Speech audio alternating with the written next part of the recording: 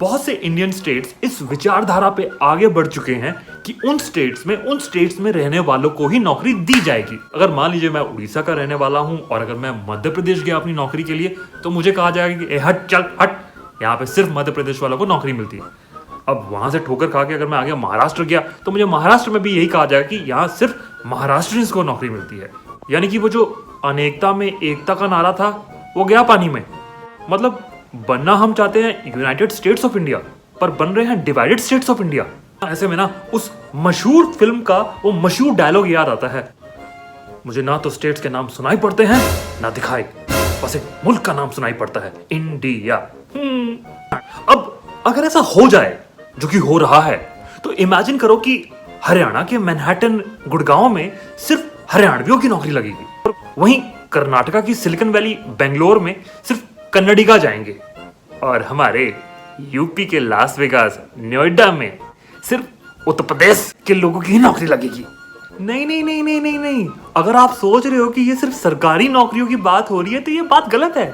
बहुत सारे states private jobs में भी रिजर्वेशन ढूंढ रहे हैं। अब आप कहोगे कि ऐसे कैसे हो सकता है? यही तो बात है, ऐसा हो रहा है। और किसी स्टेट की हिम्मत इतनी बड़ी कैसे कि वो प्राइवेट नौकरियों में भी रिजर्वेशन करवा ले? क्योंकि जब वो पब्लिक नौकरियों में रिजर्वेशन करा रहा था तो हम चुप्पी साधे बैठे थे।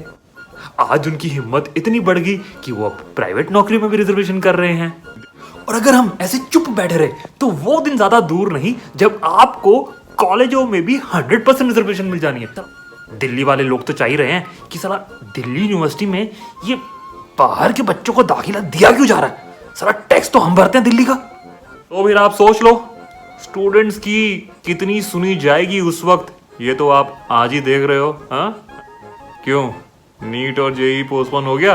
हाँ, लाखों की भीड़ कह रही है चिल्ला चिल्ला के कि सर पोस्टपोन कर दो, पर ना इनके कानों तले जू नहीं रिंग रही।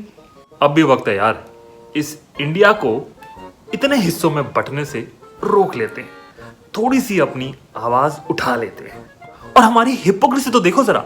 Indian states are not willing to give employment to other Indians from different states, but India wants the United States of America to give employment to Indians. यानी हमारे खुद के राज्य दूसरे राज्यों को नौकरी देने को तैयार नहीं है, पर हम चाहते हैं कि एक दूसरा मुल्क हमारे मुल्क के लोगों को H1B के थ्रू नौकरी दे।